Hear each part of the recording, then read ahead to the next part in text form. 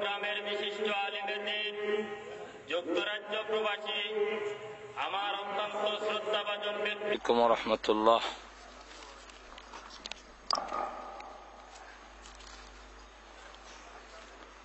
الحمد لله نحمده ونستعينه ونستغفره ونؤمن به ونتوكل عليه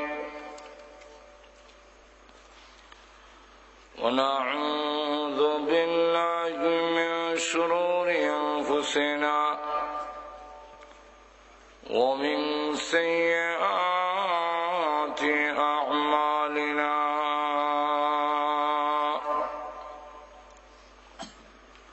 من يهده الله فلا مضل له ومن يضلله فلا هادي له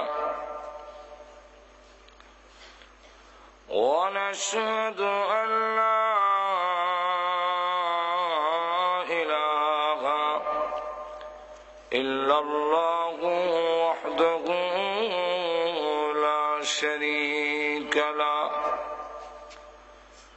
ونشهد أن سيدنا ومولانا محمدا عبده ورسوله الذي أرسل إلى الناس كافة بشيرا ونذيرا وداعيا إلى الله بإذنه وسراجا منيرا أما بعد فقد قال الله تعالى في كلامه المجيد وفرقانه الحميد أعوذ بالله من الشيطان الرجيم بسم الله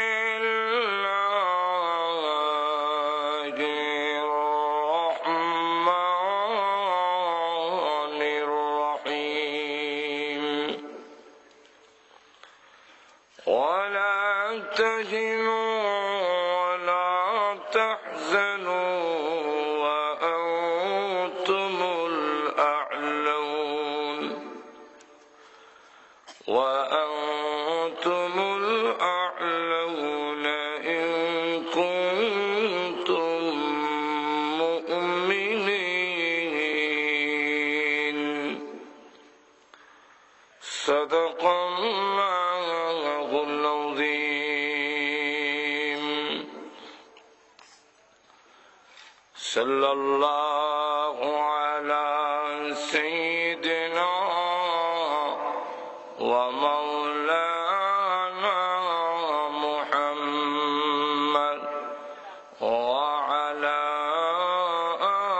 آله وأصحابه وسلم صلى الله على سيدنا ومولانا محمد وعلى آله وأصحابه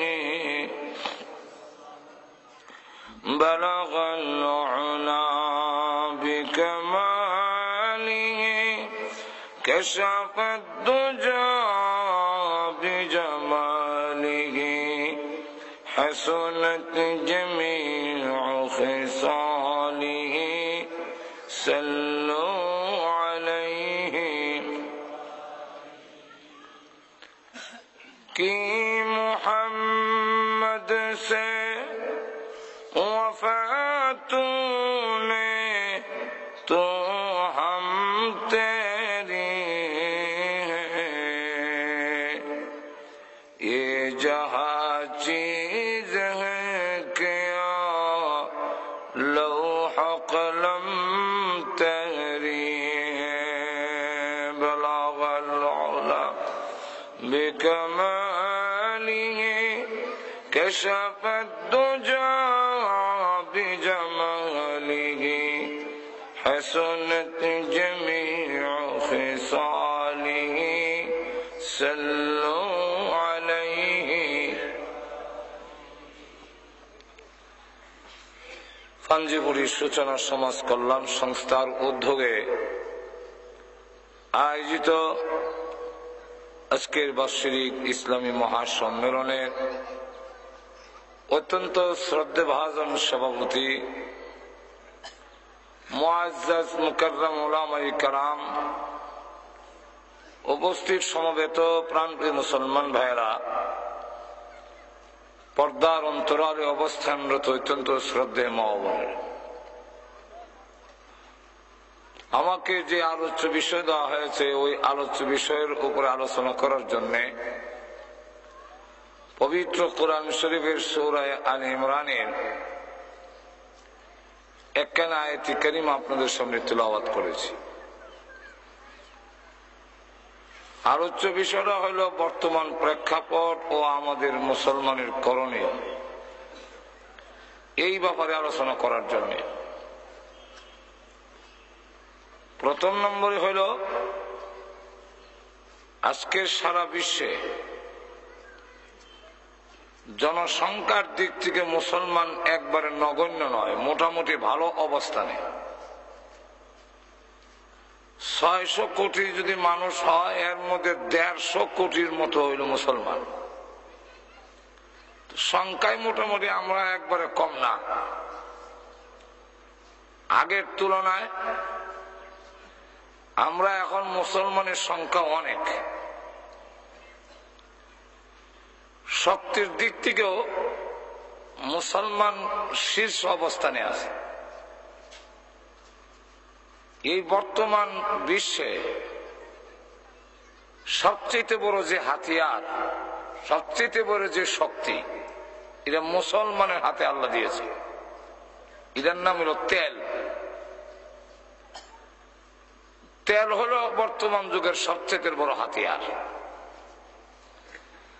কালকের থেকে যদি তেল বন্ধ করে দেওয়া হয়, সারা বিশ্ব অচল হয়ে যাবে। তেল এমন এক জিনিস, এটা ধন্য পাতা কাঁচামরিচ পর্যন্ত এর হাত আছে। একবার এক অর্থমন্ত্রী বললেন যে আমি তো অন্য কোন জিনিসের দাম বাড়াইনি, তেলের দাম বাড়াইছি। উনি হয়তো ভাবছেন দেশের জনগণ একবারে বোকা। দেশের জনগণ তো একবারে অত বোকা না। তেলের দাম বাড়াইলে যে হাঁস, মুরগি, ধন্যপাতা, কাঁচামরিচ, পেঁয়াজ সব বেড়ে যাবে, বিদায়ী দেশের জনগণ বুঝবার আর বাকি নাই। কারণ হাঞ্জিপুর এখানে ধন্যপাতা, কাঁচামরিচ আইতে গেলে এখন গাড়ি দিয়ে আসে, হাঁস মুরগি এখন গাড়ি দিয়ে চলে। আপনারা আমার কথা বুঝেন কিনা আল্লাহ জানেন, না ঘুমে গেছে? তাহলে লক্ষ্য করে দেখেন, সবটার সাথেই তেলের সম্পর্ক যখন আসেনি না নাই। সুতরাং তেলের দাম বাড়লে সবের দামই বাড়বে অটোমেটিক। এখন এই তেল আল্লাহ রাব্বুল আলামিন মুসলমানকে দিয়েছেন, কাফেরের দেশে আল্লাহ তেল দেন নেই। রাশিয়াতে কিছু তেল পাওয়া যায়, কিন্তু যেখানে তেল পাওয়া যায় এটা মুসলিম এলাকা।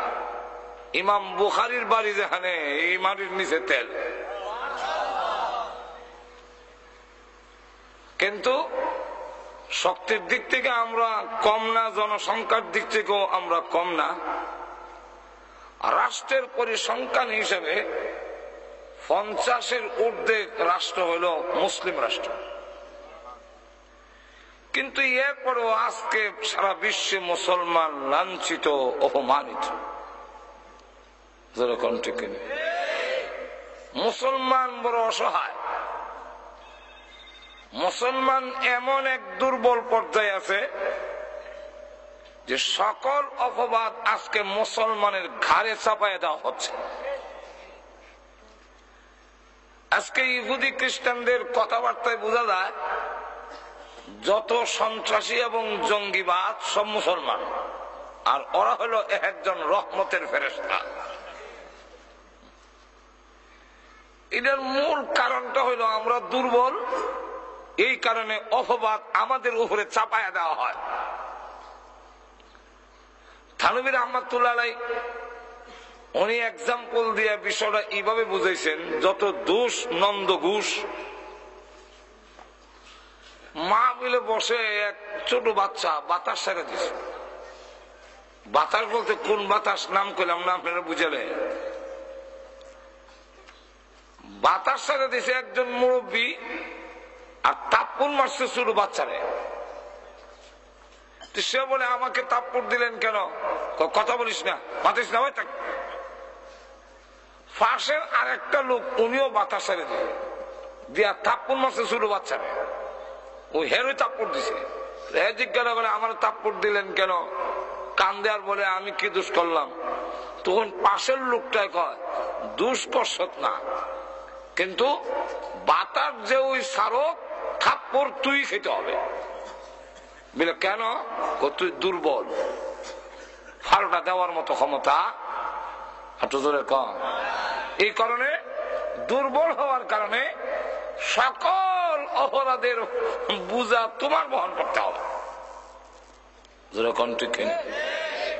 দেখেন না বাস্তবতা, এই দেশের কোন একটি কওমি বেসরকারি মাদ্রাসার বারিন্দায় নারী ধর্ষিতা হয়েছে বললা বাংলাদেশের ইতিহাসে, বাংলাদেশের ইতিহাস কেন 200 বছরের ইতিহাসে এর কোন প্রমাণ কেউ দেখাতে পারবে না।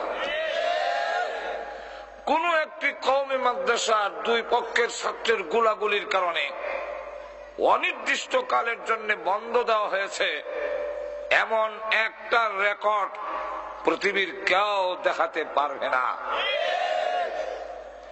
কোন একটি কওমি মাদ্রাসার বারিন্দায় ছাত্ররা উস্তাদের লুঙ্গি পাঞ্জাবি টেনে খুলে নিয়ে গেছে, এর কোন প্রমাণ যখন আছে?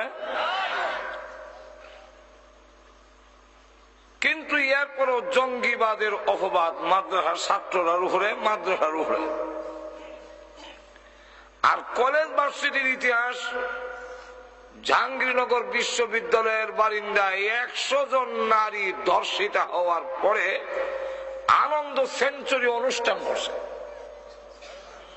ময়মনসিংহের এক কলেজের বারিন্দার ছাত্ররা টিচারের শার্ট আর কুট টাইনে ছিঁড়ে লেগে গেছে।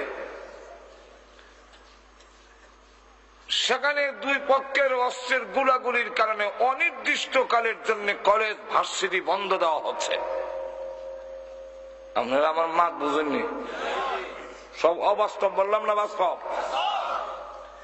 পত্রিকা উল্লেই লিখবেন 5-8 লম্বা রান্দা লইয়া ছবি এমনি বেহা হয়ে দেখায়। কিন্তু এরপরও জঙ্গিবাদ আর সন্ত্রাসীর অপবাদ কলেজ ভার্সিটির কোন ছেলেকে দেওয়া হয় না। না দেওয়ার কারণ মাদ্রাসা দেখে দেওয়ার কারণ হলো এরা দুর্বল। ঠিক কিনা?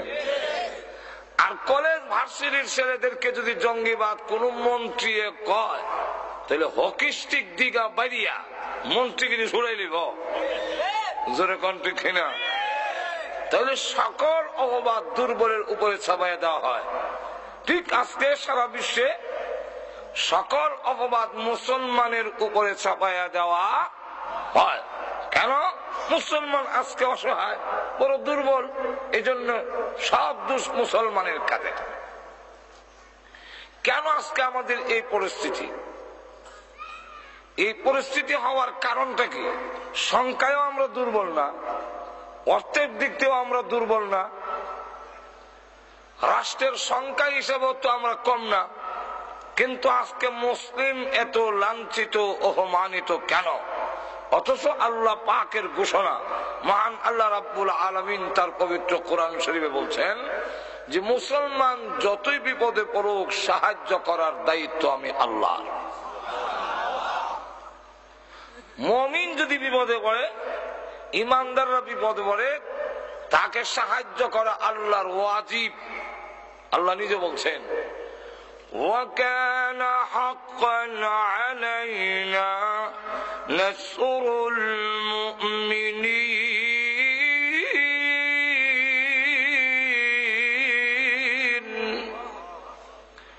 وَكَانَ حَقًّا عَلَيْنَا, আল্লাহ বলেন আমার উপর হক, আমার জিম্মাদারি যে হাক্কান আলাইনা নাসরুল মুমিনিন, মুমিনদেরকে সাহায্য করা, মুমিনদেরকে সাহায্য আল্লাহ রাব্বুল আলামিন করবেন।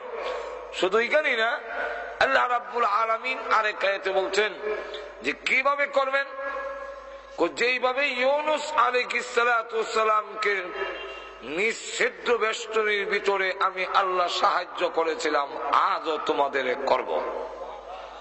আর তো জোরে কর। ইউনূস আলাইহিস সালাতু ওয়াস সালাম মাছের পেটের ভিতরে চলে যাওয়ার পরে সেখান থেকে বের হওয়ার কোন রাস্তা নাই। পৃথিবীর কোন মানুষ বিশ্বাস করবে না মাছের পেটে চলে গেলে এই মানুষটা ফিরে আসবে, এই কথা জিন্দেগিতে কোনোদিন কেউ বিশ্বাস করবে না। তাও একটা মাছে নয়, দুইটা মাছে ওনাকে খেয়ে ফেলেছে। প্রথম যেই মাছে ওনাকে গিলে ফেলেছে, আর একটা মাছ এসে ওই মাছটা সহ গিলে ফেলেছে। দুইটা মাছের পেটের ভিতরে চলে গেলেন। হযরত ইউনূস আলাইহিস সালাম সেই মাছের পেটে একদিন দুই দিন না 40 দিন পর্যন্ত থাকার পরে সুস্থভাবে বের হয়ে আসলেন। আল্লাহ রাব্বুল আলামিন কোরআনে বলেন, হে ইউনূস পয়গম্বর, ওই মাছের পেটের ভিতরে তুমি যখন আমি আল্লাহর শরণাপন্ন করি, ইউনূস আলাইহিস সালাতু ওয়াস সালামকে মাছ, বিশাল মাছ যখন ওনাকে নিয়ে একবারে সমুদ্রের নিচে চলে গেল, সেখানে যাওয়ার পরে তাফসীরের কিতাবে উল্লেখ করেছে ইউনূস আলাইহিস সালাতু ওয়াস সালামকে আল্লাহ মাছের পেটের ভিতরে এমন ভাবে রাখলেন যেইভাবে একটা মানুষ গ্লাসের ভিতরে থাকলে বাহিরের সব দেখে, ঠিক ইউনূস আলাইহিস সালাম মাছের পেট থেকে সমুদ্রের সব কিছু দেখতেছে। সেখানে যাওয়ার পরে একটি গুনগুনি আওয়াজ ওনার কানে আসতে লাগলো। সেখানে আল্লাহ রাব্বুল আলামিন ফেরেশতা পাঠাইলেন, পয়গম্বর যেখানে যাক ফেরেশতাও সেখানে যাক। ইউসুফ আলাইহিস সালাতু ওয়াস সালাম যখন জেলখানার ভিতরে চলে গেল, জিবরাইল আলাইহিস সালাম একদিন জেলের ভিতরে গেলেন। ইউসুফ আলাইহিস সালাম ডাক দিয়ে বলেন, ও আল্লাহর পয়গম্বর, আপনি তো পবিত্র ফেরেশতা জিবরাইল, এই জেলখানার ভিতরে কেন আসলেন? এটা তো চোর ডাকাতির জায়গা, এটা তো খারাপ লোকদের বাসস্থান, অপবিত্র জায়গায় একটি জেলখানা, এর ভিতরে আপনি কেন আসলেন?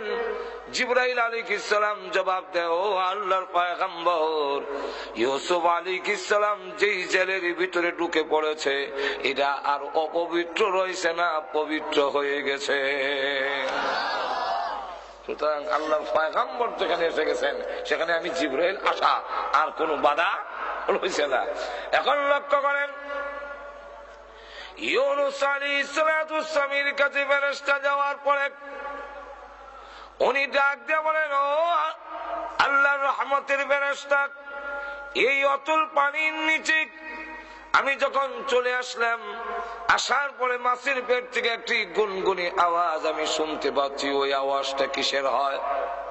পানির নিচে এত গুনগুন গুনগুনের আওয়াজ কিসের?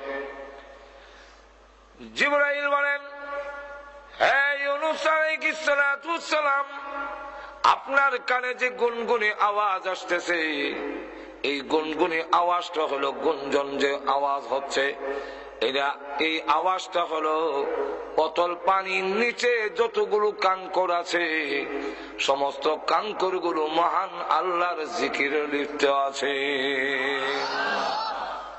আল্লাহর জিকির করতেছেন, তাদের আওয়াজ আপনি শুনছেন। ইউনূস আলাইহিস সালাতু সালাম আল্লাহর পেটের ভিতরে তিনিও জিকির শুরু করলেন, লা ইলাহা ইল্লা আনতা সুবহানাকা ইন্নী কুনতু মিনাজ জালিমিন। আল্লাহ রাব্বুল আলামিন জবাবে বলেন, হে ইউনূস আলাইহিস সালাম, ওই অতল পানির নিচে দুইটা মাছের পেটের ভিতরে চারটা অন্ধকারের মধ্যে থেকে যখন আমার শরণাপন্ন হলে আমার জিকির করতে আরম্ভ করেছো, আমি আল্লাহ রাব্বুল আলামিন তোমার জিকির শুনেছি। শুধু শুনছি তাই না, ফাস্তাজাবনা লাহু, আবার জবাব দিয়েছি। শুধু জবাব দিয়ে শেষ না, ওয়ানাজাইনাকুম মিনাল গাম্মি, এই বিপদ থেকে আমি আল্লাহ তোমাকে উদ্ধার করেছি। শুধু এইখানেই না, শুধু তোমাকে উদ্ধার করে শেষ নয়, এমনি ভাবে ওয়াকাযালিকা নুজিল মুমিনিন, আল্লাহ রাব্বুল আলামিন বলে এমনি ভাবে। কেমনি ভাবে? এমনি ভাবে। এই কথা বললেই এটার মধ্যে একটা প্রশ্ন দাঁড়ায়, কেমনে? ঘুমায় আছেন নাকি আল্লাহ ছাড়া কেউ জানে? তো কিছু হ্যাঁ না তো বলবেন। আমরা সমাজ যদি কয় এমনি এমনি, কেমন যেরকম ঠিক কিনা? এই কাযালিকা যেখানে আসে সেখানে একটা প্রশ্ন দাঁড়ায়। এখানে তার ক্ষতিপূরণ দেওয়ার জন্যই আসে কাযালিকা। কাযালিকা এমনি ভাবে, এমনি ভাবে বলতে কেমনি ভাবে? এই প্রশ্নের জবাব যে কাযালিকা, যেমনি ভাবে ইউনূস আলাইহিস সালামকে নিষিদ্ধ বেষ্টনীর ভিতর থেকে বের হওয়ার কোন রাস্তা নাই। আমিন, তোমরা এই কথা ভেবো না যে আমাদের চতুর্দিকে তিন দিকে ভারত ঘেরাও করে আছে, সুতরাং আমরা বাঁচবো কেমনে, কিভাবে রক্ষা পাবে? আল্লাহ রাব্বুল আলামিন বলেন, নিষিদ্ধ বেষ্টনীর ভিতরেও যদি থাকো আর তোমরা সত্যিকারের মুমিন হও, আমি আল্লাহ অগ্রিম ঘোষণা দিলাম, সকল বিপদ থেকে উদ্ধার করার দায়িত্ব আমি আল্লাহ গ্রহণ করে নিলাম। শুধু তা না, আল্লাহ রাব্বুল আলামিন বলেন ঘাবড়াবার কোনো কারণ নাই, ঘাবড়াবার কোনো কারণ নাই। আরে আমার তেলাওয়াতকে তো আয়াতে বলেন, ওয়ালা তাগিলু ওয়ালা তাহজানু ওয়া আনতুমুল আ'লাউনা ইন কুনতুম মুমিনিন। যে তোমরা নিরাশ হয়েও না, নিরাশ হয়ে যেও না, আর মনে হয় উপায় নাই, শেষ হয়ে যাবে, নিরাশ হয়েও না। নিরাশ হওয়ার কোন কারণ নাই।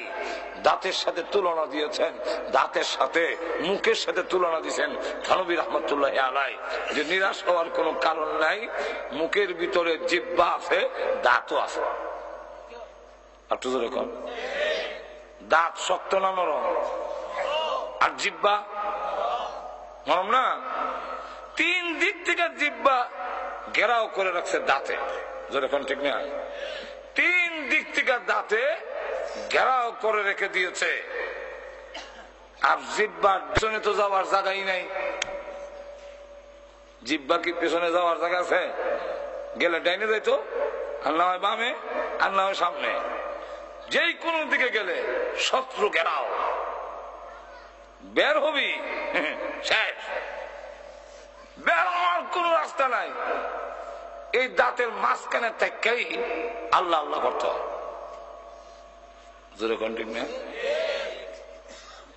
কিন্তু লক্ষ্য করে দেখেন, দাঁতের দৃষ্টান্ত হলো বাতিলের সাথে, আর জিহ্বার দৃষ্টান্তটা হলো হকের সাথে। আর একটু জোরে কম।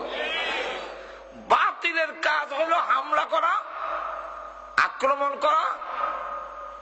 দাঁত যেইভাবে তার কাম হইল উপকার করলেও কাম মারে। দাঁতের চিবাই যদি গোষ্ঠের টুকরা আটকা যায়, খিলেল দিয়েও লাগাল না হওয়া যায়। জিহ্বার কিন্তু খবর আছে, জিহ্বা দেখবেন কতক্ষণ হরে হরে ঠেলে। ঠিক না? বলেন তো দেখি, যেই সময় দাঁতের চিবার থেকে গোষ্ঠের টুকরা বের করার জন্য ধাক্কা দেয়, আসতে দেরি হইলে দাঁতে কি খাতির করবে না কামড় মারে দিব? আর একটু জোরে কর, কামড় মারতো না নি? তখনও কামড় মারে। দাঁতের উপকার করতে গেলেও কামড় মারে।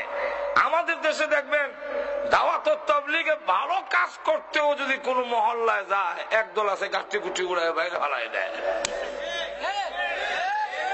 আর একটু জোরে বলে, ভালো কাজ করতে আইলো ফালাই দেয় ওখানে। বাতিলের কাজ হইল হামলা করা, উপকার করলেও কামড় মারে।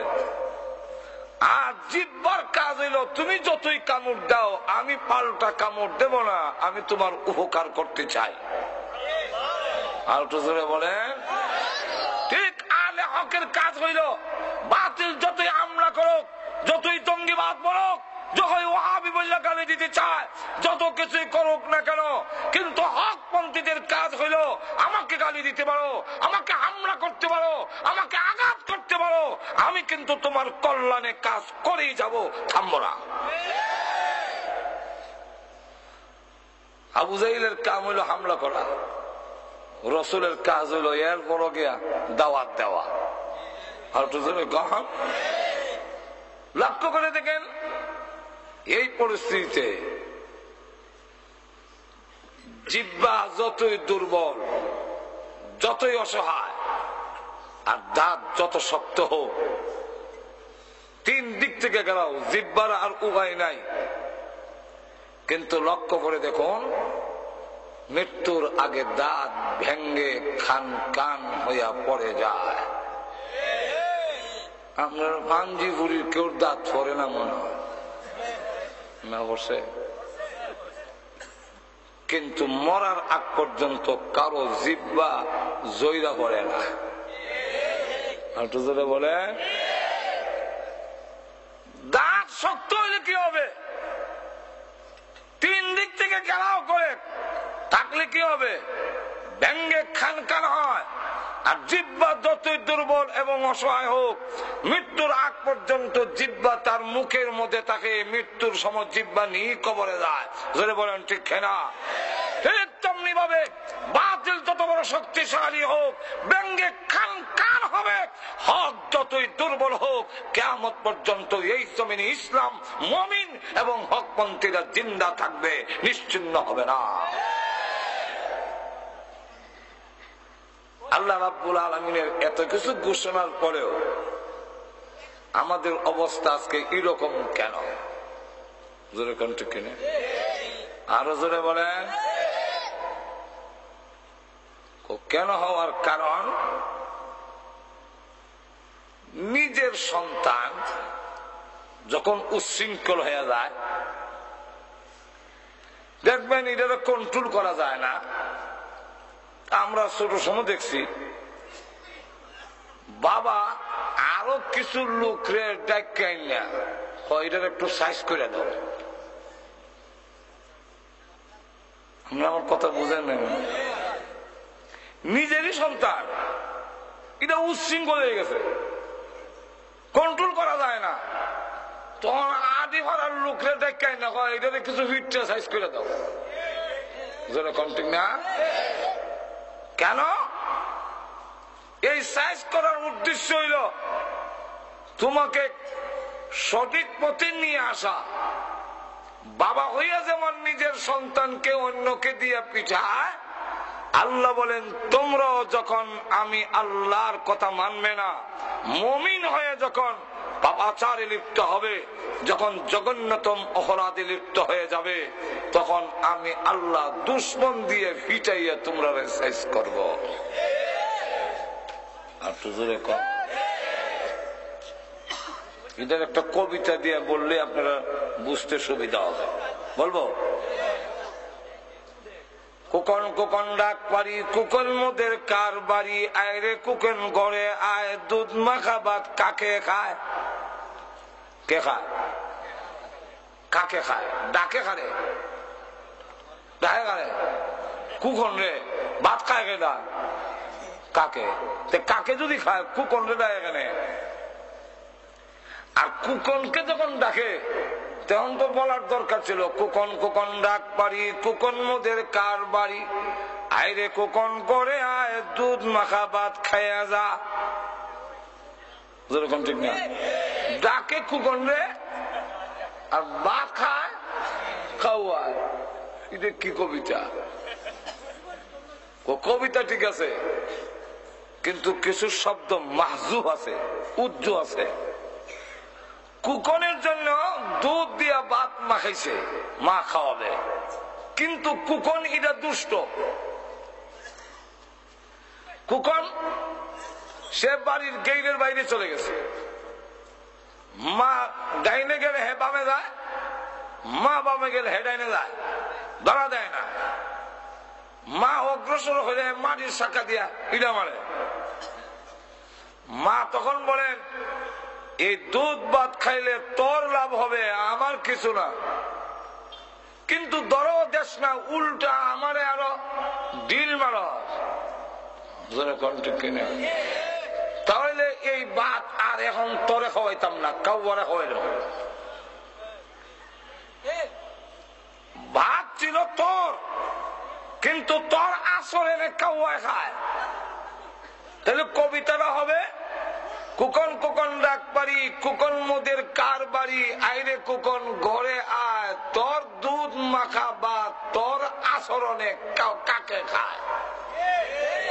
আর তো জোরে কম। ঠিক তেমনি হবে। আল্লাহ রাব্বুল আলামিন বলেন, মাটির নিচের তেল তোমাদেরকে দেওয়া হয়েছিল, শক্তিশালী হবে, আমি আল্লাহর ইবাদত বন্দি করবে, আমার গোলামি করবে। কিন্তু তোমরা দেখা যায় তেল পেয়ে আরো ন্যায়ের গুলিতে তেল জমে গেছে, চর্বি জমে গেছে।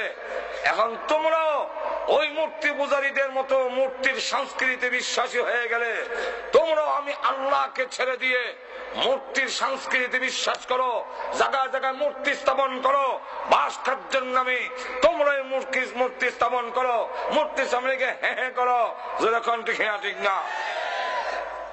তোমরা যখন কবরের সামনে গিয়ে সেজদা দাও, তোমরা যখন মূর্তির সামনে সেজদা দাও, তোমরা যখন এক ভণ্ডর সামনে গিয়ে মাথা ঝুঁকাও, নিজের হাতে তুমি নিজের মর্যাদা কমাইয়াছ, অতএব তোমাকে কেউ রক্ষা করতে পারবে না।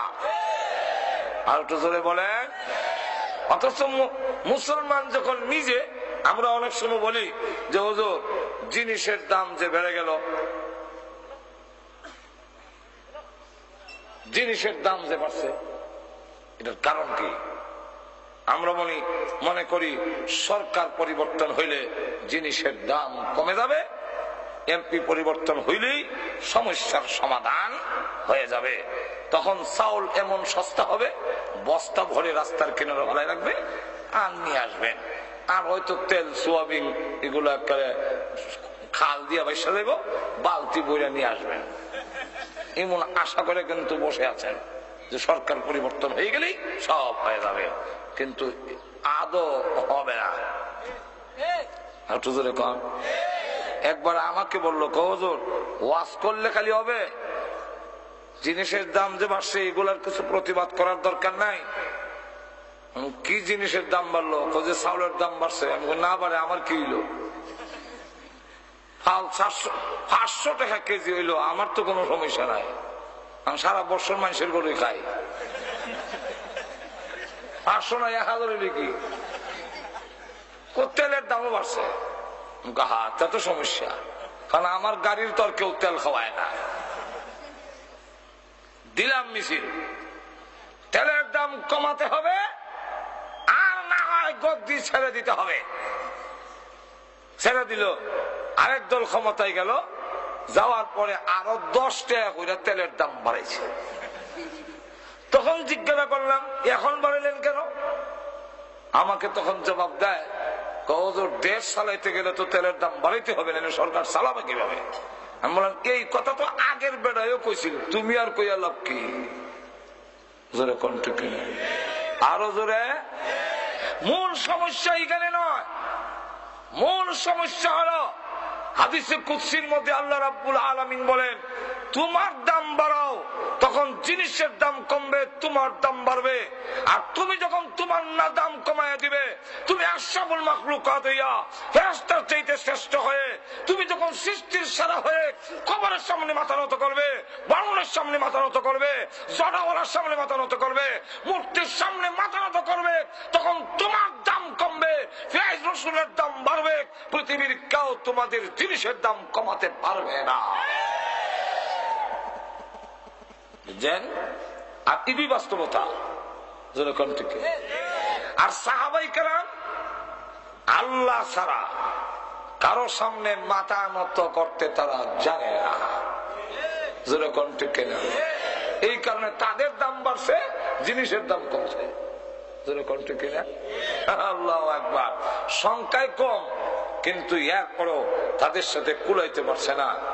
আবু উবাইদা ইবনুল জাররাহ রাদিয়াল্লাহু আনহু, তিনি হলেন সেনাপতি নিযুক্ত হয়েছেন নতুন, তাই ফজরের নামাজ তিনি পড়ালেন। পড়ানোর পরই দেখে 60,000 সোলজার সামনে এসে দেখে বলতেছে, হে মুসলমানেরা, তোমরা নাকি যুদ্ধের ময়দানে মরলে জান্নাতে চলে যাও।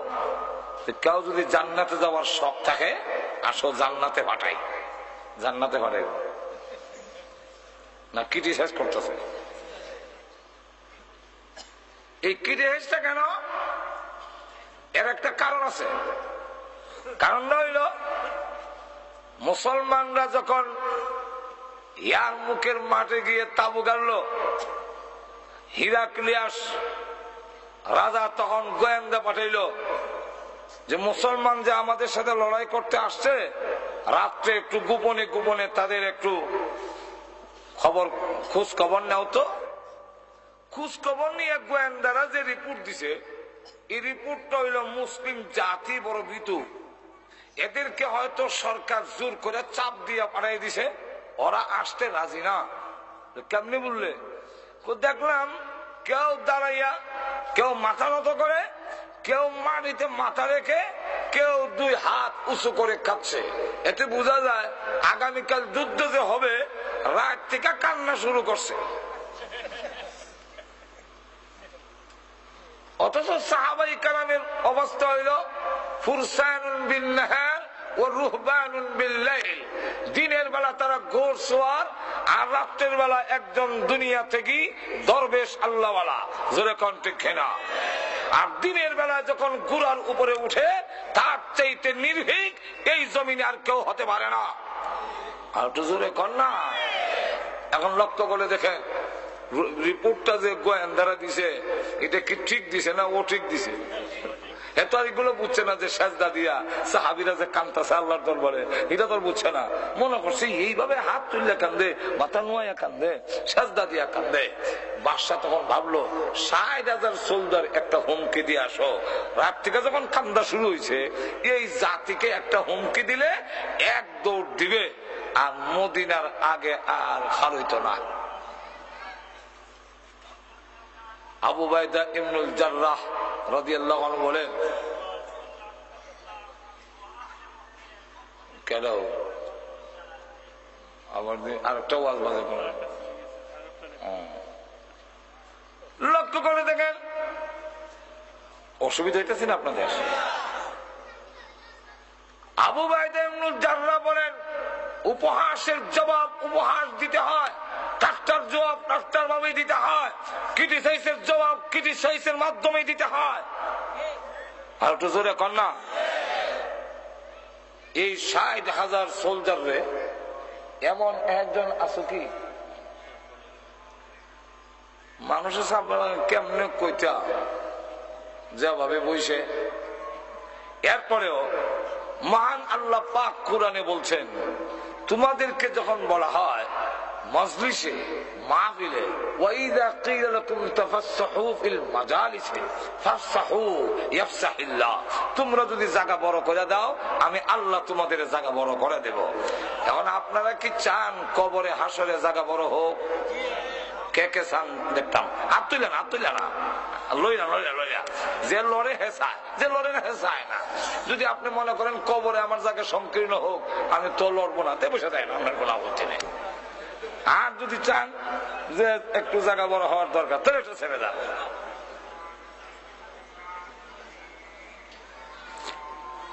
ভাইরা আমার, মনোযোগ দিয়ে শুনেন। এটা কার? একটা ওয়াজ হইতেছে অটোমেটিক, লক্ষ্য করে দেখেন। না এটা না,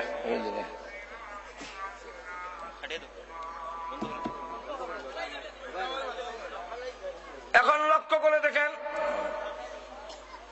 বলল একজন কে আসো যে এই 60,000 সোলজারে একটা দৌড় দেওয়াতে পারবে একজন ব্যক্তি? লাইন থেকে, নামাজের কাতার থেকে একজন দাঁড়ায় বলল ইনশাআল্লাহ আমি পারবো। আবু উবাইদা ইবনুল জাররাহ বলেন আপনি বসেন। আর কে আছেন? 2 নম্বরে আরেকজন দাঁড়ালো, বলল আপনিও বসেন। 3 নম্বরে আরেকজন দাঁড়াইল, বললেন আপনিও বসেন। 4 নম্বরে দাঁড়াইল খালিদ বিন ওয়ালিদ রাদিয়াল্লাহু আনহু, যিনি কিছুদিন আগে, এই আগের দিনও তিনি সেনাপতি ছিলেন। উনি দাঁড়ায় বলেন ইনশাআল্লাহ আমি পারবো। আবু উবাইদা ইবনুল জাররাহ রাদিয়াল্লাহু আনহু বলেন আমিও আপনাকেই চাইছিলাম, আমার মনটা চাইছিল আপনি যান। হযরত খালিদ বিন ওয়ালিদ রাদিয়াল্লাহু আনহু বলেন আপনার মন যদি আমাকে দিয়ে চাচ্ছিল তা আমার নামটা বললেই হইতো। বলে আপনি দাঁড়ান। বলে দেখেন কালকেও আপনি আমার সেনাপতি ছিলেন, আপনি আমার মুরব্বী, আপনার নাম ধরে অর্ডার দেই কেমনে? কত সম্মান। আর আমরা আগের মন্ত্রী হইলে পুলিশে করে বেরিয়া নাকে মুখে তার রক্ত, নিচে দেখা সব পায়খানা ছুড়াই আছে। লক্ষ্য করেন, তা আপনি কি পারবেন এই 60,000 একা দৌড় দেওয়াইতে? বলে ইনশাআল্লাহ। আপনার ডকুমেন্ট, আপনার দলিল কি? আপনার দলিল কি?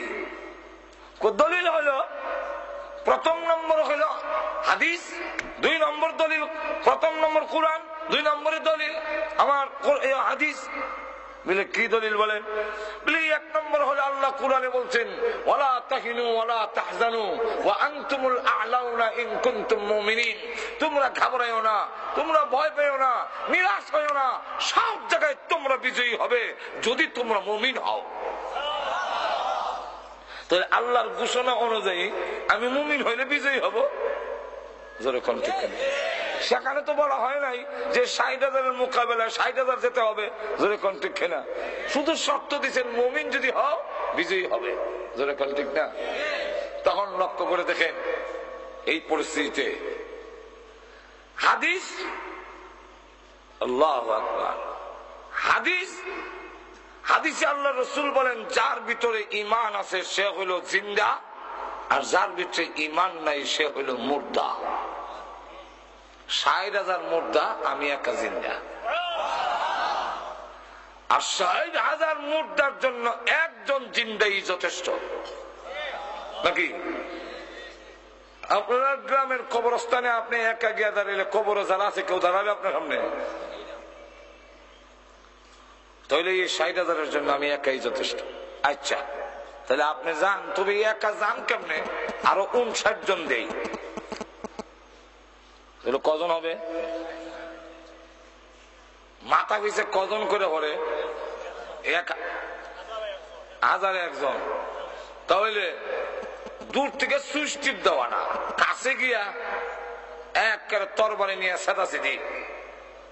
ঠিক না? শুরু হয়ে গেল লড়াই।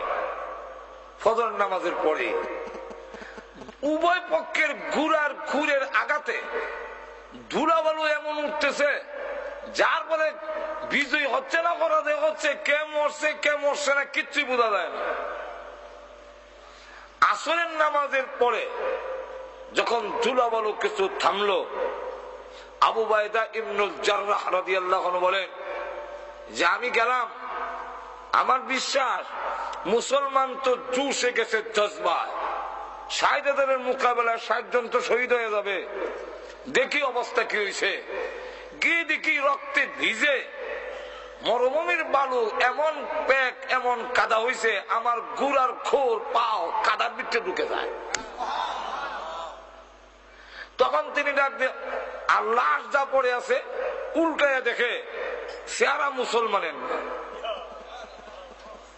ময়দানে দাঁড়িয়ে চোখের পানি ছেড়ে দিয়ে কান্না শুরু করে দিয়েছেন, প্রভু হে রব্বুল আলামিন, তোমার নবীর হাড় ভাঙ্গা পরিশ্রমের মাধ্যমে যেই সাহাবীগুলো তৈরি করেছেন ওনারা শহীদ হয়ে গেছেন, আমার কোনো আপত্তি নাই, শাহাদতের মরণ হলো মর্যাদার মরণ, কিন্তু তোমার নবীর সাহাবীগুলোর লাশটা কেউ দিবে না। আল্লাহ, আমি সম্মানের সাথে তাদের দাফন করব।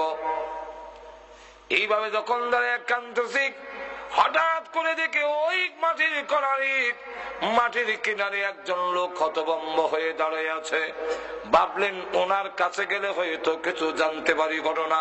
কাছে গিয়ে দেখেন তিনি হলেন খালেদ বিন ওয়ালিদ। জড়ায় ধরেছেন, এ খালেদ এখনো বেঁচে আছেন?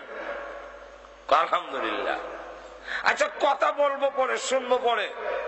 সূর্য লাল হয়ে গেছে, মনে হয় এই ভয়াবহ যুদ্ধের পরিস্থিতিতে নামাজ আদায় করতে পারেননি।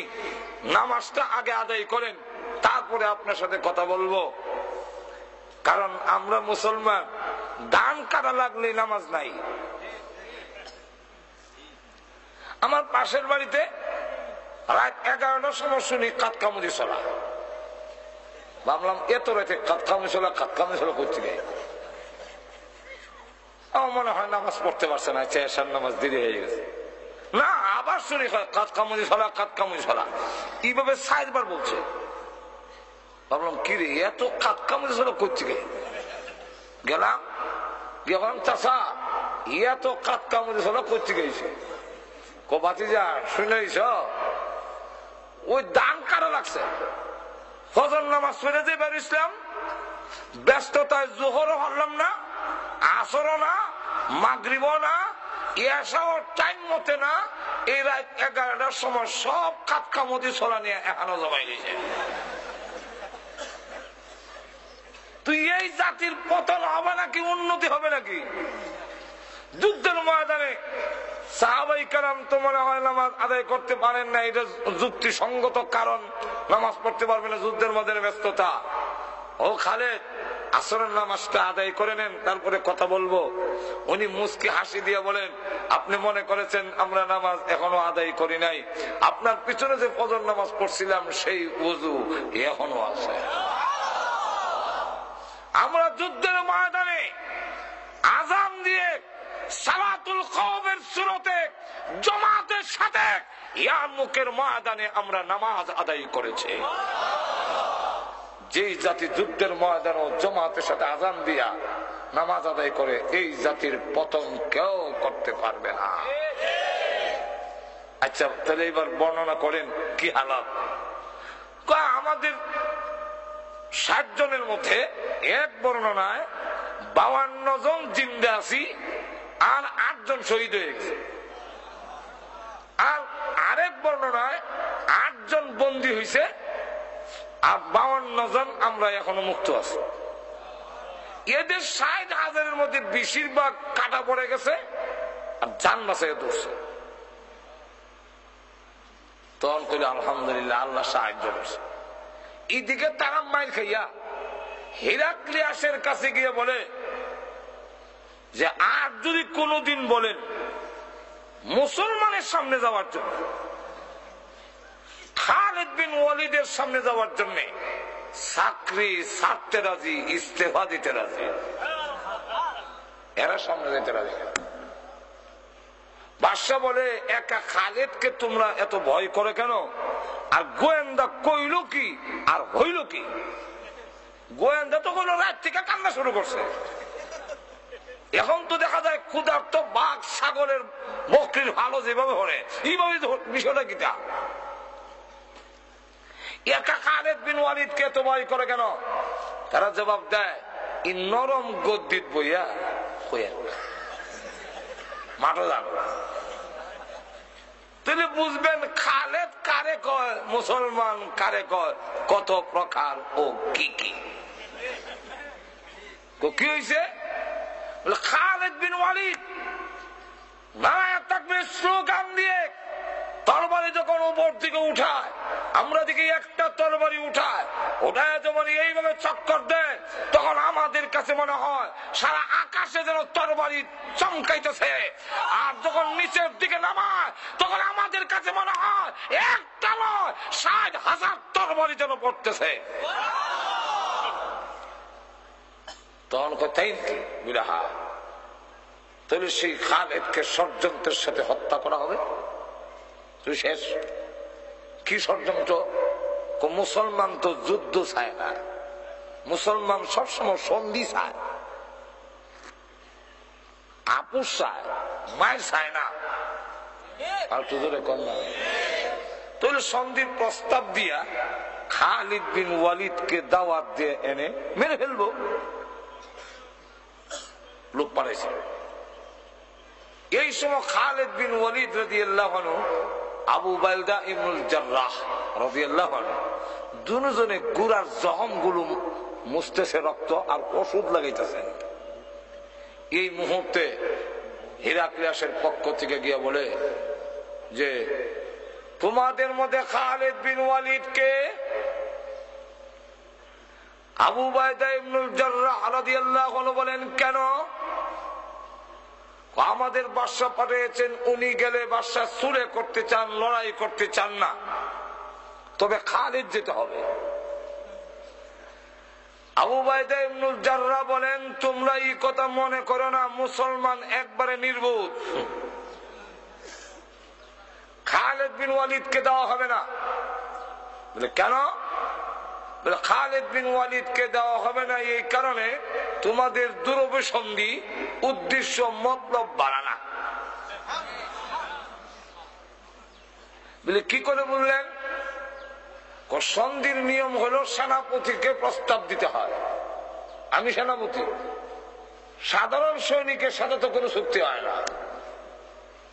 আমার নাম না কইয়া খালিদের নাম কৌখানে, তাহলে বোঝা যায় তারে নিয়ে তোমার উদ্দেশ্য ভালো না, সুতরাং দেওয়া হবে না। খালিদ বিন ওয়ালিদ রাদিয়াল্লাহু আনহু লাফ দিয়া ঘোড়ার উপরে উঠে গেছেন। উঠতে বলেন হে সেনাপতি, সন্ধি করা আমার নবীর সুন্নাত, আমি গেলে যদি তারা মানে তাহলে নবীর সুন্নাত পালন করার জন্য আমি আপনি সেনাপতির হুকুম অমান্য করতে বাধ্য। আমার নবীর সুন্নাতটা আমি জিন্দা করি, আমি গেলে যদি মানে অসুবিধা আমি যাই। ঘোড়ার উপরে যখন উঠে গেছে, আবু উবাইদা ইবনুল জাররাহ বলেন ঠিক আছে আপনি যান, তবে আপনার সাথে আরো ৯৯ জন নিয়ে যান। ৯৯ জন নিয়ে গেল। সেখানে যাওয়ার পরে গিয়া দেখে ৩ লক্ষ সোলজার সৈন্য দিয়ে লাইন ধরে দাঁড় করে গেট তৈরি করেছে, তরবারির গেট। এদিকে সৈন্য তরবারি, এরাও এদিকে দিয়া এমন ভাবে নিচু করে গেট তৈরি করেছে যে হিরাক্লিয়াসের দরবারে ঢুকতে গেলে মাথা নত করে ঢুকতে হয়। আর ওয়ার্ডার হইল যখন ভিতরে ঢুকে পড়বে তার মাথা থাকবে নিচে আর তরবারি থাকবে কুশের ভিতরে, তখন তার বের করতে পারবে না, তখন তাকে মেরে ফেলা হবে। খালিদ বিন ওয়ালিদ রাদিয়াল্লাহু আনহু গেটের সামনে গিয়ে বলে তরবারির গেট সরাও। কনা এটা সামরিক সম্মান, গার্ড অব অনার দেওয়া হচ্ছে আপনাকে, ঢুকেন। উনি বলেন এই জাতের গার্ড অব অনারের দরকার নেই। কেন? বলে তোমাদের গেট দিয়ে ঢুকতে গেলে মাথা নত করতে হয়, আমরা এই মাথা জীবনে বহু মূর্তির সামনে নত করেছি। ঈমান আনার পরে আল্লাহ ছাড়া পৃথিবীর কোন শক্তির সামনে সম্মান দেখাবার জন্য মুসলমান মাথা নত করে না। সুতরাং তোমাদের গেট সরাও, আমি ঢুকবো না। কোনা ঢুকতেই হবে। সরাবি না লাথি দিতাম, যদি না সরাও একটা লাথি দিব, তখন আর এই তরবারের গেট থাকতে হতো না। ঘুমাই গেছেন মনে হয় আপনারা, রক্ত ঠান্ডা হয়ে গেছি। সুবহানাল্লাহ বলবেন না? কি সাহস! এমনি ডাক দিয়া কয় এইটা কই আইসো জানো? বলে জানি না, বুঝে আইসি। বাদশা জিগায় চিল্লা চিল্লি কিসের শোনা যায়? বলে খালিদ বিন ওয়ালিদ আসছে, কিন্তু এটা দিয়ে ভিতরে ঢুকে না, উষ্টায় হলাই দিব। বাদশা কয় গেট সরাও, লোকটারে একটু দেখে নেন। ভিতরে নেওয়ার পরে সেখানে আরো 90,000 সোলজার রিজার্ভে রাখছে। না জানি কোন ঘটনা ঘটাইলা, 100টা চেয়ার দিছে বসার জন্য। খালিদ বিন ওয়ালিদ রাদিয়াল্লাহু আনহু ভিতরে ঢুকেই প্রথম চেয়ারটা দেখেই এটা উল্লে এক সাইডে রেখে দিছেন। যেই মাত্র উনি হলাই দিছেন, 100 জনের সেনাপতি তো সর্দার তো উনি, বাকি 99 জন আমরা হলাই দিলাম, এরা ওরা হলাই দিছে। দিয়া খালিদ বিন ওয়ালিদ বাদশার সাথে গিয়ে আডু লাগাইয়া বসে।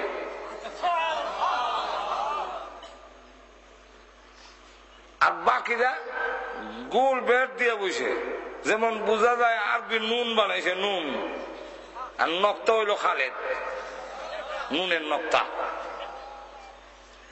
এমনি ডাক দিয়া কয় তোমরা চেয়ার দিলাম, চেয়ারও বসো না, আরো সাথে আরো লাগাই বসো, তোমরা নিচে গুল দিয়ে বেট দিয়ে বসো। মুসলমান এখনো সভ্যতা শিখছো না, ই চেয়ারও বলে না কেন?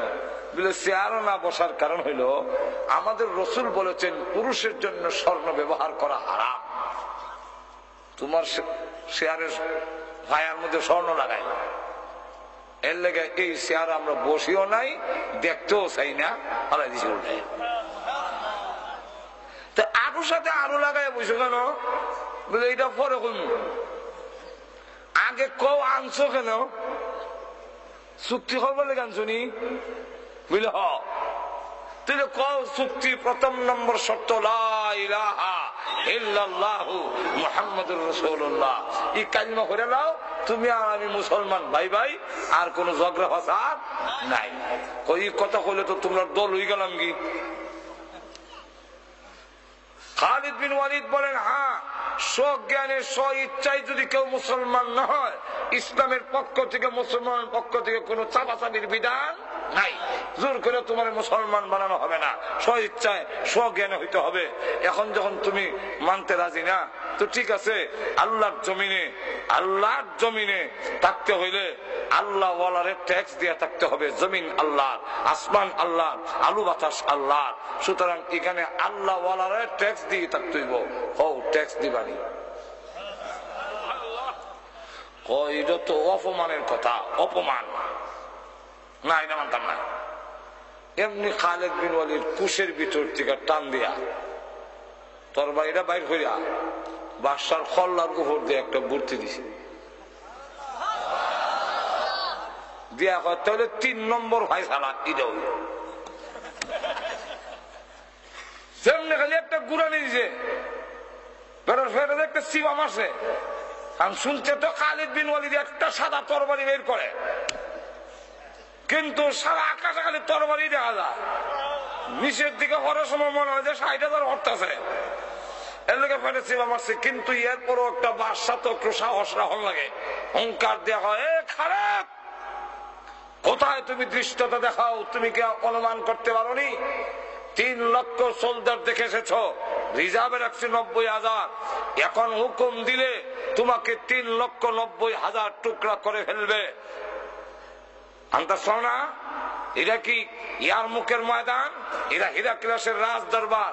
খালিদ বিন ওয়ালিদ মুস্কি, কোনো ভয় নাই, মুস্কি হাসি দিয়া কয়, এটা বুঝা শুনেই তোমার আলুর সাথে আলু লাগাইয়া আগুই বইছি, যেমন তরবারি দিয়া গলা লাগাল হওয়া যায়।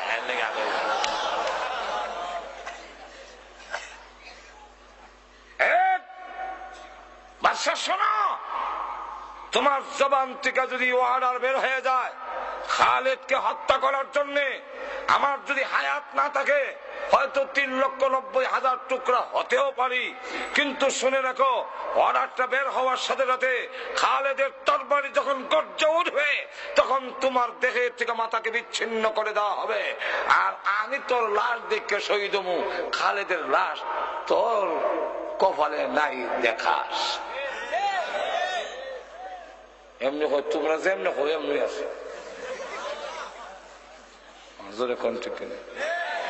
এই খালেদের আজকে ভাবার হইলো কইলে খালেদের বাহাদুরি নয়। খালেদ বিন ওয়ালিদ তো উহুদের যুদ্ধে আলীর সামনে দাঁড়াতে পারেনি, আমির হামলার সামনে দাঁড়াতে পারেনি, তাই পলায়ন করে পাহাড়ের পিছন দিয়ে গিয়ে হামলা করেছিল। সম্মুখ পথে যুদ্ধ করার মতো খালেদ আলীর সামনে দাঁড়াবার ক্ষমতা ছিল না, হযরত আমির হামলার সামনে দাঁড়াবার ক্ষমতা ছিল না। এই খালেদ এত শক্তিশালী হলেন, এটা তার নিজস্ব ক্ষমতা নয়, আল্লাহর ওয়াদা। তোমরা যদি সত্যিকার মুসলমান হও, আমি আল্লাহ ওয়াদা দিলাম সব জায়গায় বিজয়ী হবে, পরাজয় কোনদিন হবে। তেল বুঝে খায়। ঘুমাই গেছে মুসলমান, মুসলমান ডাক পারি, মুসলমান মোদের কার বাড়ি, আয় রে মুসলমান ঘরে আয়, ইরাকের তেল বুঝে খায়। বুঝে যদি ইরাকের তেল খায়, আপনি মুসলমানকে ডাকেন কেন? এই কবিতারও এমনি হবে, মুসলমান মুসলমান ডাক পারি, মুসলমান মোদের কার বাড়ি, আইরে মুসলমান ইসলামের গড়ে আয়, তোদের আচরণে ইরাকের তেল বুঝে খায়। আর তো জোরে কর। তোমরা দুই ওই সাদ্দাম যেভাবে কমিউনিস্ট পার্টি করে বাক পার্টি করার পরে সেও আল্লাহ মানত না, জায়গায় জায়গায় মূর্তি স্থাপন করেছে, জায়গায় জায়গায় বিশাল সাদ্দামের মূর্তি, সেও আল্লাহর প্রতি দিল ছুড়ে আল্লাহকে আঘাত করে সারা ইরাক সফর করলে সুন্নতকে অনুসরণ করার মতো মাদ্রাসা একটাও রাখে নাই। আপনি কোন মসজিদের ইমাম ইরাকের ভিতরে লাম্বাদারিওয়ালা কোন ইমাম পাবেন না। যাও কিছু মাদ্রাসার নামে আছে, এগুলার মধ্যে শিক্ষকেরও দাঁড়ি নাই, ছাত্রেরও দাঁড়ি নাই, ডান হাতে সিগারেট, বাম হাতে কিতাব। কি জাতের? আনালে এই অঞ্চলের ভিতরে আমার কোনো দাওয়াত নাই। শোনো, ও এটা করে এর আগে তো আর নেই। 19 তারিখ একটা প্রোগ্রাম আছে, তাও এই প্রোগ্রামটা খালি খান দিয়ে হুজুর লন্ডন বইয়া এরপরে জাগাত বইয়া লন্ডন যে সময় গেছিলাম ওই সময় বইয়া ঠিক করা হয়েছে, কথা বুঝছেন? সুতরাং আজকের মাহফিলটাও হযরত মাওলানা রফিক আহমদ সাহেব, আপনাদেরই এলাকার বন্ধুপ্রতি হযরত মাওলানা রফিক আহমদ, আপনারা প্রায় ছিলেন, উনি ওই আমেরিকার আশরাফা বড় মসজিদের 6 তলা মসজিদের ইমাম। সুতরাং ওইখানে বইয়া, আর আমি আমেরিকা গেলে ওনার এখানে পুরা মাস তখন লাগে, খাওয়ান লাগে, দাওয়াত খানা রাখলে কেমন নিমো কারামি হয়, ঠিক না? তো সেখানে বসে প্রোগ্রামটা লেখানো হয়েছে, তাও জোহরের পরে। এর অর্থ হইল রাত খালি নাই, এখন ঠিক না? সুতরাং এতে আপনারা কি খুশি না বেজা? আর একটু ধরে বলেন, অসুবিধা ছেড়ে দেয়। আর একটু ধরে বলেন। তিনি লক্ষ্য করে দেখেন সাহাবায়ে কেরামের ভিতরে দুনিয়ার মহব্বতের চাইতে আখিরাতের মহব্বত বেশি, সন্তানের মহব্বতের চাইতে আল্লাহ রসুলের মহব্বত বেশি। যেরকম ঠিক এক মহিলা 6 বছরের বাচ্চা নিয়ে ঘুমায় আছে, ঘুম থেকে শুনে রাস্তা দিয়ে যায়, হযরত বিলাল রাদিয়াল্লাহু আনহু ডেকে ডেকে বলে, হাইয়া আলাল জিহাদ, হাইয়া আলাল জিহাদ, জিহাদের দিকে চলো, জিহাদের দিকে চলো। বিশ্বনবী মসজিদে নববীর সামনে অপেক্ষায় আছেন। আল্লাহ নবীর কোন আশেক যদি তে করে ঘরে বসে দেখো না, তাড়াতাড়ি মসজিদে নববীর সামনে হাজির হয়ে যাও। এই কথা শুনে মহিলার ঘুম ভেঙে গেছে, ঘুম থেকে উঠে চোখের পানি ছেড়ে দিয়া কাঁদলেন। বিলাল রাদিয়াল্লাহু আনহু প্রতিদিন আযান দেয়, হাইয়া আলাস সালাহ, হাইয়া আলাল ফালাহ। আজকে বলতেছে হাইয়া আলাল জিহাদ, এবং বলেছেন আল্লাহ নবীর আশিক থাকলে ঘরে থেকো না, ওই মসজিদে নববীর সামনে হাজির হয়ে যাও। আরে আমি তো মহিলা মানুষ, যেতে পারবো না, আর আমার কোনো সন্তান নাই, আমার স্বামী বদরের যুদ্ধে শহীদ হয়ে গেছে, বদরের যুদ্ধে শাহাদাত বরণ করেছে, আমি এরপরে বিধবা স্ত্রী, আমার আর কোনো সন্তান নাই, একটা মাত্র সন্তান 6 বছরের, এই বাচ্চাকে যুদ্ধের ময়দানে দেওয়া যাবে? প্রভু আমি যে শহীদের মা অথবা মুজাহিদের মা কোনটাই হতে পারলাম না। আমি যে আল্লাহ এবং নবীর মহব্বতের নাজরানা পেশ করতে পারি নাই, এই জন্য বসে বসে কান্দে। মার নাড়া চড়াবে, সন্তানের ঘুম ভেঙে গেছে। সন্তান জাগ্রত হইয়া মার চোখের পানি দেখে 6 বছরের বাচ্চা দেখে বলে, মা গো, ও মা, আপনি কেন কাঁদলেন? মা ডাক দিলে, ছেলে রে, এই মাত্র বিলাল ঘোষণা দিয়ে গেছে, হাইয়া আলাল জিহাদ। আল্লাহ এবং নবীর মহব্বতের যদি কেউ থাকো, গড়ে থেকো না, মসজিদে নববীর সামনে হাজির হয়ে যাও।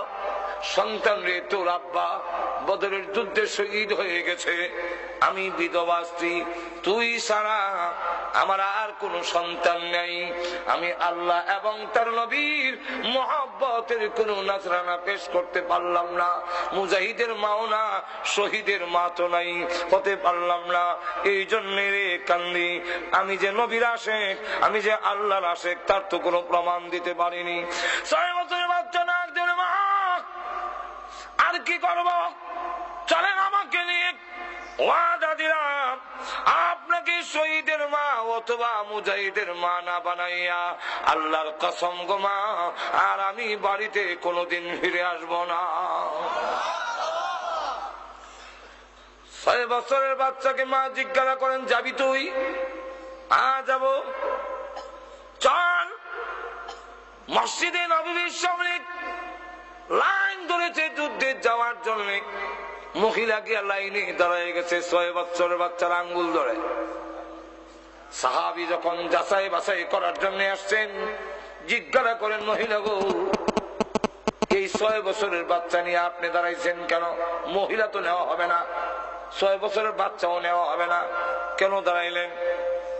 মহিলা ডাক দিয়ে বলে, নবীজির কাছে বলো আমার আর কোন সন্তান নাই, এর চাইতে বড় কোন সন্তান নাই, আমাকে তো নেওয়া হবে না, মহিলাকে যুদ্ধের পারমিশন দেওয়া হবে না।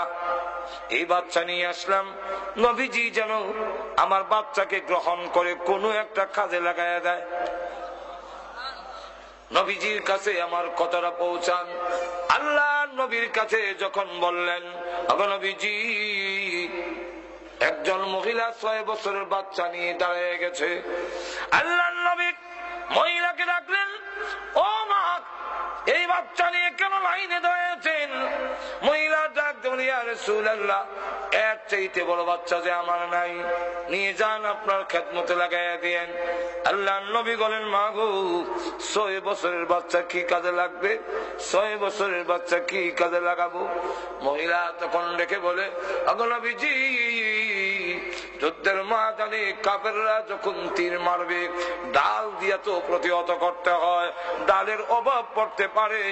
আমার 6 বছর বাচ্চাকে নিয়ে যান, কোন কাফের যদি আপনাকে তীর মারে গো, ওই ঢাল না ধরে আমার সন্তানকে সামনে ধরে দিবেন।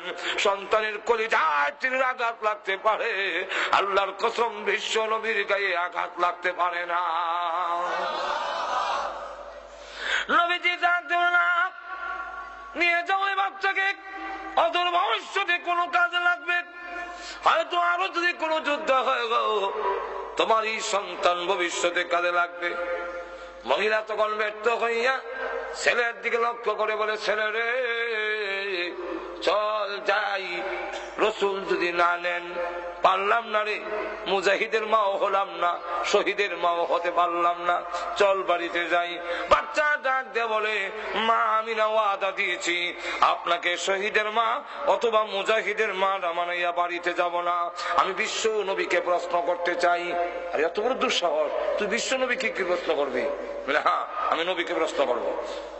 নবীজির সামনে দাঁড়িয়ে বলেন, ইয়া রাসূলুল্লাহ, ইয়া হাবিবাল্লাহ, আমার মা শহীদের স্ত্রী, আমি শহীদের সন্তান। আমার মাকে আমি ওয়াদা দিয়ে নিয়েছি, যুদ্ধের ময়দানে আমার মাকে শহীদের মা অথবা মুজাহিদের মা না বানাইয়া বাড়িতে নিব না, আপনি আমাকে পারমিশন দিয়ে দেন। রাসূল পারমিশন দেয় না, না 6 বছর বাচ্চা কোনো কাজে লাগবে না। এমনি ছেলে যুক্তি দেয়, কেন লাগবে না? আমি আমার বাড়ি রেখেছি, আমার মা যখন চুলাতে পাক শাক করে তখন মোটা মোটা লাকড়িগুলো পড়ে দেয়, হালকা পাতলা লাকড়িগুলো চুলার ভিতরে আগে দিতে হয়, নাইলে আগুন ধরতে দেরি হয়, আগুন ধরে না। হালকা পাতলা লাকড়িগুলো যদি আগে প্রয়োজন হয়ে গো চুলার ভিতরে আগুন ধরাবার জন্যে, যুদ্ধের ময়দানে আগুন ধরাবার জন্যে আমির হামজাকে পরে দিন, আলীকে পরে দিন, আমার মতো 6 বছরের বাচ্চাকে পারমিশন দেন, আগে ভাগে শাহাদাত বরণ করে আল্লাহর কসম যুদ্ধের ময়দানের আগুনটা আমি ধরাইয়া দেই।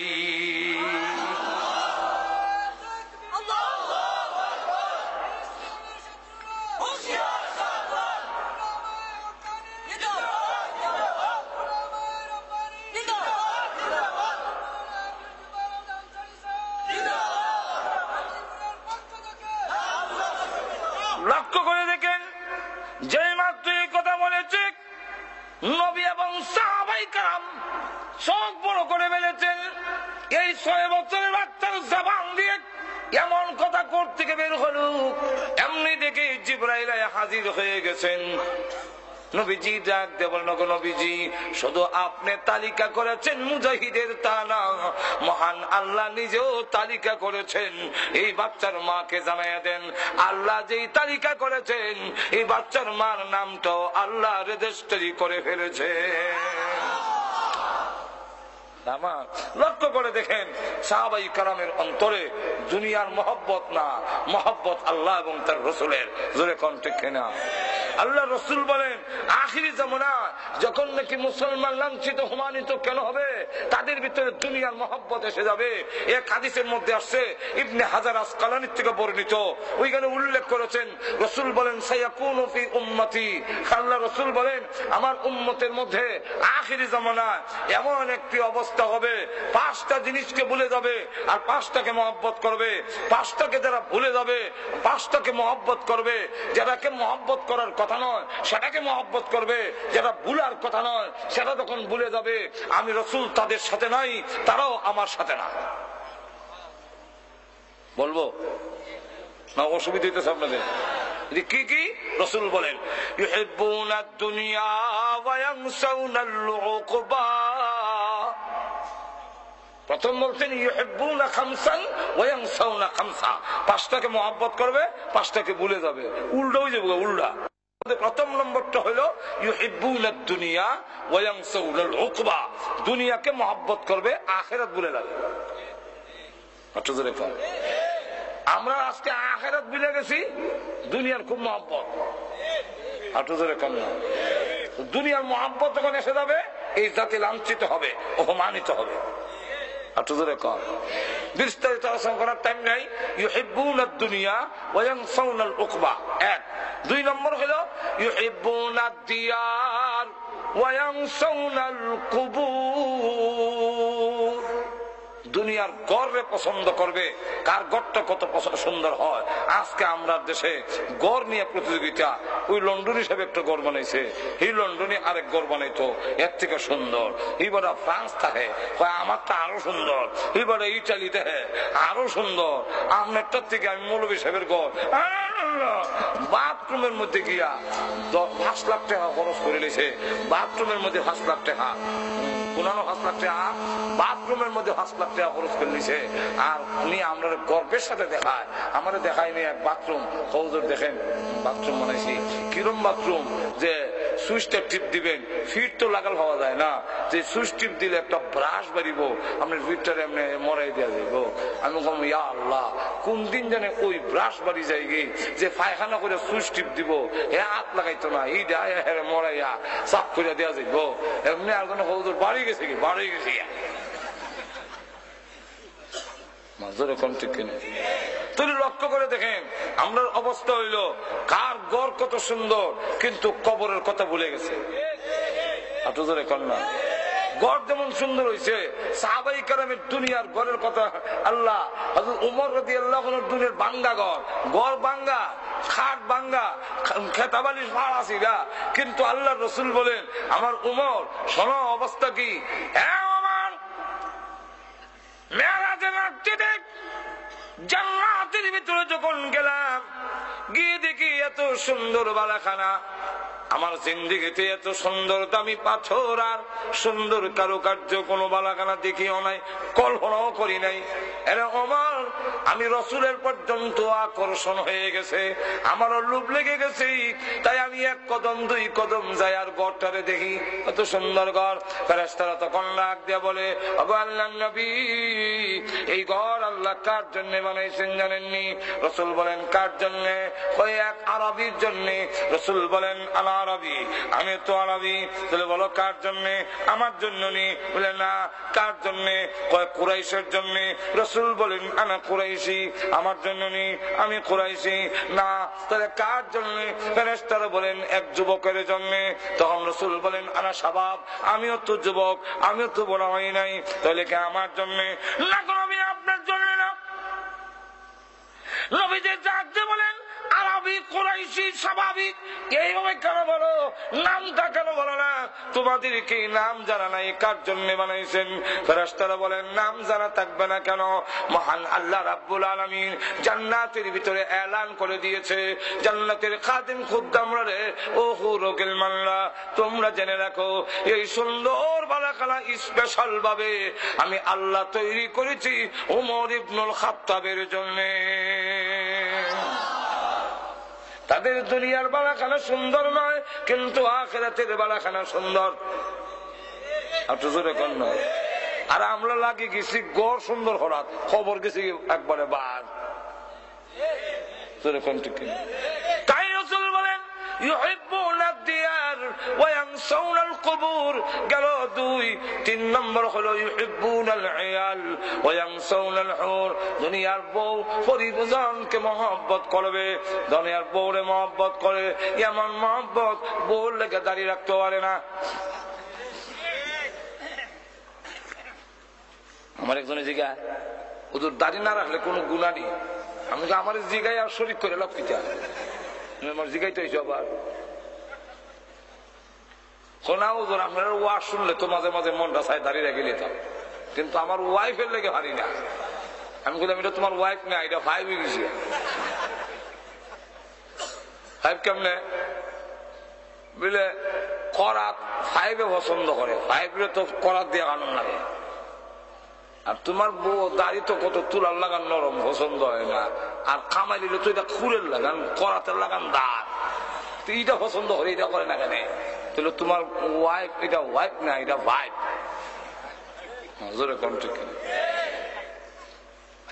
আর বউ নারা যদি কি মা বাপ ছাড়তে রাজি, বউ ছাড়তে রাজি না, এমন সোনার টুকরা হয়েছে।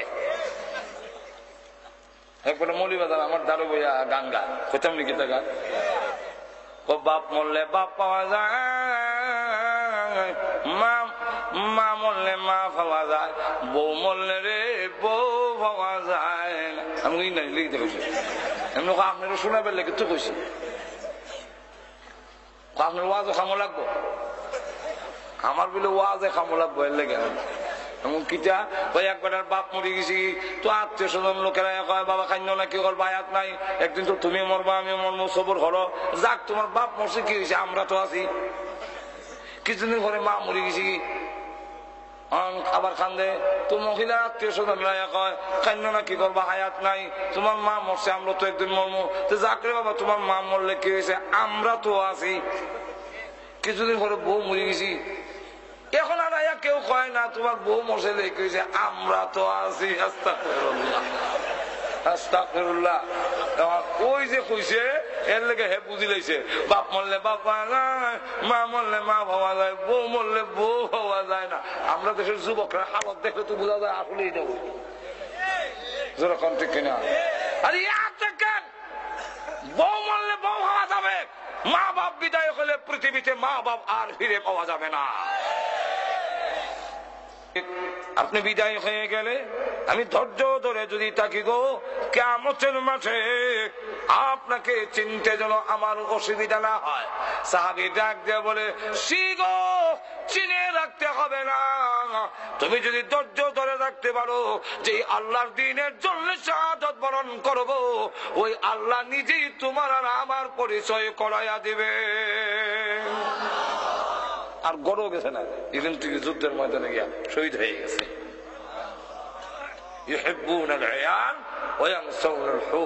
আল্লাহ রসুল বলেন পরিবার খুব মহব্বত করবো, কিন্তু হুর ভরি বুলি লইব। এই অবস্থা আমরা হুর ভরি বুলি লইছি, বউ থেকে তো সুন্দর হুর ভরি অপেক্ষা আছে। কালো সাহাবিরে রসুল পাঠাইছেন এক বিয়া করে গেলে, খালা গরিব না সেন্টার ঠিক নাই, তো বাড়ির সামনে গিয়া কয় আসসালামু আলাইকুম, আপনার মেয়েরে সুন্দরী রূপসী রে আমার কাছে বিয়া দিবার লেগে প্রস্তাব লই আসলাম। কই থেকে আইছো? আনা মিন রাসূলিল্লাহ, রসুলের কাছ থেকে আইছি। সাহাবী বুঝতে বুঝি লইছে যে রসুলের দরবার থেকে উঠে হ্যাঁ আমার বাড়িতে এসে বিয়া করতো, রসুল যে ফাটাইছেন এটা উনি বুঝেন নাই, তাই তিনি না সেন্টার ঠিক নেই খালা বেলা। আর আমি হইলাম ধনী মানুষ, আর আমার মেয়ে এলো মদিনার হুরপুরি, এবার প্রস্তাব লই আইছে, না দাম দিত না। উনি দাঁড়ায় কয় দিলে দেন, না দিলে নাই। আল্লাহ রসুল বলছেন আমি জান্নাতি হব, জান্নাতের হুরপুরি আমার অপেক্ষায় আছে, আপনার হুরির লেগে আমি অত পাগল না। সুবহানাল্লাহ। লক্ষ্য করে দেখেন 3 নম্বরটা হইলো ইউহিব্বুনাল ইয়াল ওয়া ইয়ানসাউনাল হুর। আর কেউ টাইম আছে না আমার কথা বন্ধ না, আর কোন বক্তা আছে না?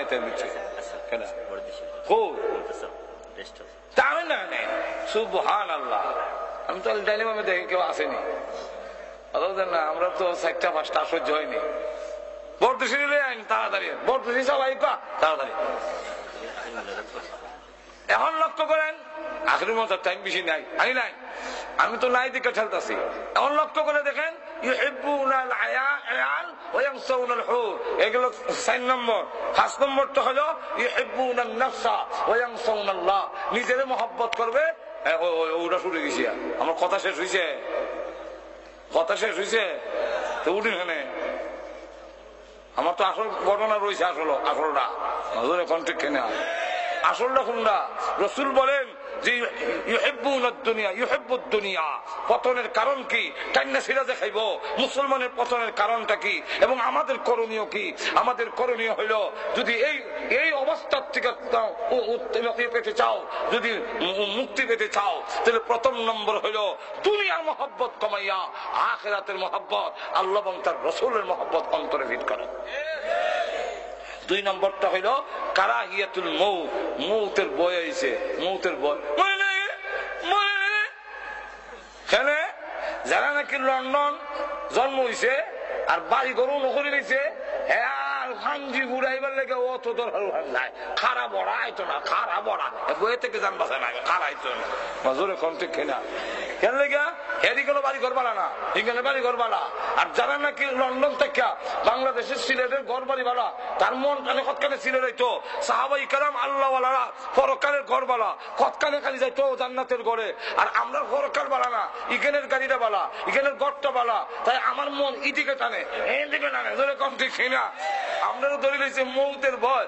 সাহাবাই কেরাম মৌতের তামান্না নিয়ে, শাহাদাতের তামান্না নিয়ে যখন ঝাঁপাইয়া পড়তো, যেই জাতি মৃত্যুর তামান্না নিয়ে ঝাঁপাইয়া পড়বে, এই জাতিকে দমায় রাখার মতো ক্ষমতা পৃথিবীর কোন শক্তির নাই। আর যে মৃত্যুর জন্য প্রস্তুত থাকবে তার দুনিয়ার প্রতি লোভ থাকবে না, গাড়ির প্রতি লোভ থাকবে না, যেরকম ঠিক না ঠিক না।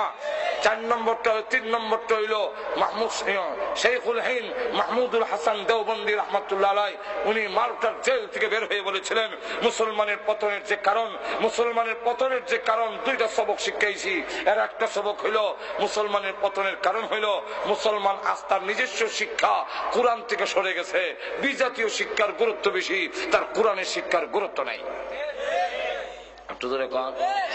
4 নম্বরটা হইল যে মুসলমানের ভিতরে একতলাফ, এবিলে দোয়াল্লিন, এবিলে জোয়াল্লিন, এবিলে তোয়াল্লিন, এবিলে খাড়া, এবিলে বুয়া, এবিলে রুকুত, এবিলে বইয়া দূর চলে ওয়াহাবি, আর বইয়া সালাম দিলে ওয়াহাবি, আর খারিয়া সালাম দিলে ওয়াহাবি। এটি যদি হয়, আপনারা দেখেন কত বড় আমরা তাক ঢুকাই দিছে। বইয়া দূর পড়লে যদি ওয়াহাবি হয়, বইয়া সালাম দিলে যদি ওয়াহাবি হয়, যে আমরা করবো ওয়াহাবি, হে ও ওয়াহাবি, এর 14 গোষ্ঠী ওয়াহাবি। বুঝলে কেমনে? বলে আমাদের মধ্যে বইয়া দূর গুলি হরে, খারিয়া কেউ হরে না,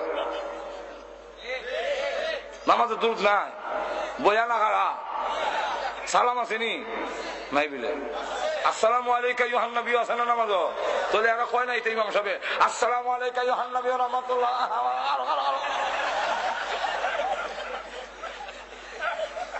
তো বইয়ে সালাম দিলে আর বইয়ে দূর করলে যদি ওয়াহাবি হয় তো হেও ওয়াহাবি আর 14 গোষ্ঠী ওয়াহাবি মাজুর এখন ঠিক কিনা সুতরাং কে দললিন আর জল্লিন যদি জিগায় বলে হাসরের দিন এই বেটা তুই দললিন আর জল্লিন বলে বিচার হইব পরে আগে আলহামদু খাও তখন আলহামদু গিয়া দেখা দেবো আমরা 97 জন আলহামদুলিল্লাহ রাবে ফেরেশতারা কইবো আরে এটারও তো দললিন না জল্লিন নির্ণয় করবে আগে আলহামদুর ফিটা শুরু হোক আলহামদুলিল্লাহ জোরে কোন ঠিক না ঠিক না যেখানে আমরা আলহামদু ঠিক নাই এখানে ওই মাক দুধ গেলে গেছে মাই জোরে কোন ঠিক না ঠিক না যেখানে আমরা নামাজের খবর নাই এখানে মিলাদের ক্যাম লইয়া মারি লেগে থাকা জোরে কোন ঠিক না যেখানে সারা বছর রাসূলের অনুষ্ঠানের খবর নাই আর রবিউল আউয়াল আইলে গরম হয়ে থাকা নাই রবিউল আউয়াল আসলে নবী আপনার গুণগান গাই রবিউল আউয়াল গেলে পরে নবী গো আপনাকে আমরা ভুলে যাই দুরূদ পড়ি মিলাদ পড়ি কিয়াম করি আর কত জশ্নে জুলুসের মিছিল করি জিলাপি মিষ্টি তুষার চিল্লি খাই মিছিলকারীদের চেহারার দিকে চাইলে পরে দাড়ির বংশ নাই জোরে কম ঠিক কিনা কত পাগল হয়েছ দাড়ি কই কত পাগল হয়েছ তোমার দাড়ি কই নবীর দাড়ি কই এখানে হাত দিবেন গেলি জোরে কম ঠিক কিনা সুতরাং মুসলমান দুনিয়ার মহব্বত কমাও আর তুমি মৃত্যুর জন্য 24 ঘন্টা প্রস্তুত থেকে কোরআন তোমার আসল শিক্ষানীতি গ্রহণ করে ঐক্যবদ্ধ হয়ে যদি মুসলিম জাতি আদো ময়দানে নামে পৃথিবীর কোন শক্তি মুসলমানের গায়ে হাত লাগাবার ক্ষমতা নাই যেরকম ঠিক কিনা আল্লাহ রাব্বুল আলামিন আমাদের তৌফিক দান করুন সকলে বলেন আমিন কেউ উঠবেন না বন্ধুপ্রতি হযরত মাওলানা মমতাজউদ্দিন বড় দেশি শুধু দেশুস নাই বাড়িও বড় দেশ বাইসাও বড় বাইসা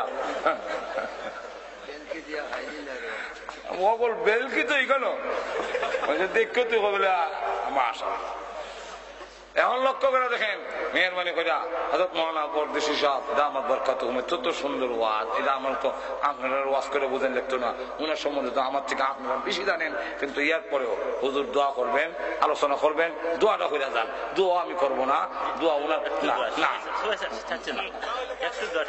সংক্ষিপ্ত করতাম পারি আমার কথা রাখবেন নি আপনারা উনার ওয়াজ শুনে করে যাইবা এখন ঠিক কিনা ইনশাআল্লাহ বাঙালি ইনশাআল্লাহ আছে